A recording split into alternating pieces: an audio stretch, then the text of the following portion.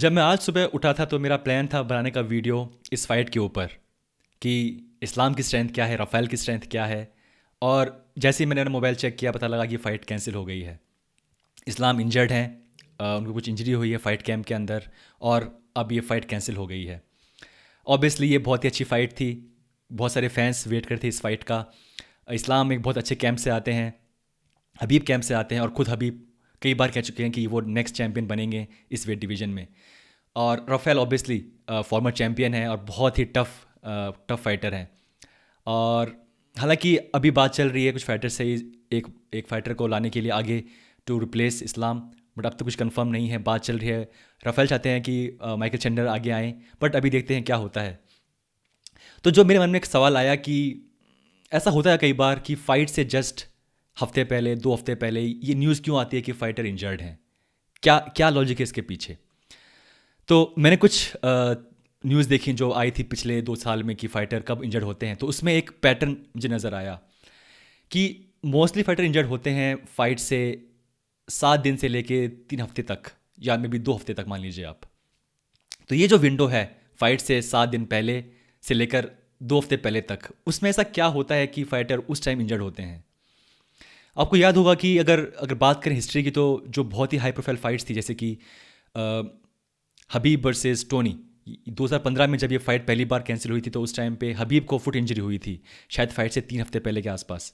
उसके बाद अगर बात करें एक बड़ी फाइट की, तो वो थी Jose Aldo versus Conor McGregor, UFC 189। उस टाइम पे होजे ऑल्डो को रिब इंजरी हुई थी, और शायद 10 दिन पहले फाइट से। और उसके बाद अगर बात करें एक बड़ी फाइट की, तो वो थी Rafael Rafael versus Conor McGregor, UFC 196। उस टाइम पे राफेल को इंजरी हुई थी, और सिर्फ फाइट से सिर्फ शायद 10 दिन पहले के आसपास, 2 हफ्ते पहले के आसपास। और फिर नेट डियाज ने शॉर्ट नोटिस पे रिप्लेस किया था राफेल को, और वो मैच कॉनर हारे थे। तो अभी ये सवाल है कि क्यों होता है ऐसा, फाइटर्स क्यों होते हैं इंजर्ड फाइट से बिल्कुल पहले, या 10 दिन पहले, या 2 हफ्ते पहले। तो जो एक टिपिकल होता है फाइट कैंप, ट्रेनिंग कैंप एक फाइट के लिए, वो होता है मान लीजिए आप 8 हफ्ते से लेके 15 हफ्ते का। टोनी फर्गसन है वो करते हैं अपना फाइट कैंप 15 हफ्ते का करते हैं, या 16 हफ्ते का करते हैं, 16 वीक का करते हैं। और कुछ फाइटर करते हैं 8 वीक का, 9 वीक का, डिपेंड करता है कब आपको वो आपके पास डेट आई है फाइट के बारे में, टाइम कितना बाकी है, और आप किस शेप में हैं, उसके अकॉर्डिंग वो होता है डिसाइड कि कितना लंबा ट्रेनिंग कैंप होगा।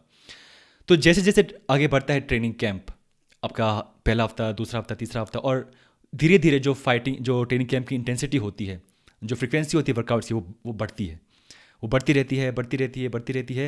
फाइट से 2 हफ्ते पहले तक या 10 दिन पहले तक वो बिल्कुल अपने पीक पे पहुंच जाती है। यानी कि सबसे ज़्यादा वर्कआउट, सबसे कम रेस्ट, सबसे ज़्यादा वॉल्यूम, सबसे ज़्यादा आपका स्पारिंग, सबसे ज़्यादा रनिंग, बिल्कुल पीक पे। तो उस टाइम पे जब ट्रेनिंग कैंप जब खत्म होने वाला होता है फाइट से 2 हफ्ते पहले के आसपास, बिल्कुल अपने जब पीक पे वो पहुंच जाती है अपनी ट्रेनिंग कैंप, उस टाइम पे जो चांसेस है होने के इंजर्ड वो बहुत बढ़ जाते हैं।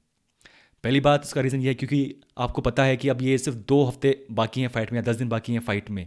तो शायद ऐसे फाइटर वो सोचते हैं कि मैं अपना बेस्ट दूँ इस सेशन में, मैं अपना बेस्ट दूँ इस बॉक्सिंग सेशन में, या इस स्पारिंग सेशन में। और वो जो होता है एक एक्साइटमेंट, एक स्ट्रेसफुल एनवायरनमेंट कि अब सिर्फ ये लास्ट मेरा सेशन है, इसके बाद सिर्फ टेपर डाउन है।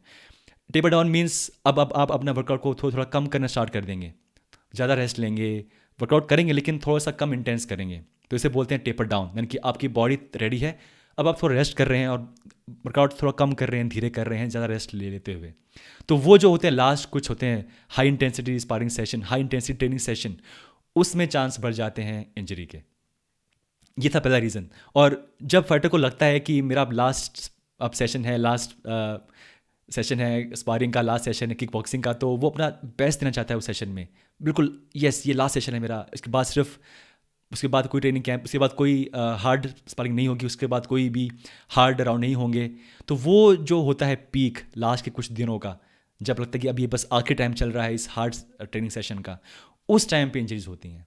बिकॉज ये लास्ट कुछ सेशन बाकी हैं फाइटिंग के, और ऑब्वियसली आपकी जो ट्रेनिंग सेशन की जो इंटेंसिटी है वो बहुत बढ़ जाती है। और आई थिंक यही रीज़न है कि फाइटर्स इंजर्ड होते हैं बार बार, बिल्कुल फाइट से 7 दिन से लेके 2 हफ्ते पहले तक।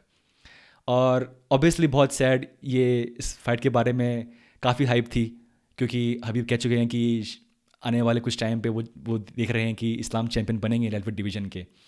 बट देखेंगे इसके बाद में क्या होता है। तो दोस्तों ये थी मेरी वीडियो कि क्यों होता है, क्यों ऐसा होता है कि फ़ाइटर होते हैं इंजर्ड फाइटिंग कैंप के अंदर, वो भी बिल्कुल फ़ाइट से 7 से 10 दिन पहले तक। Thank you.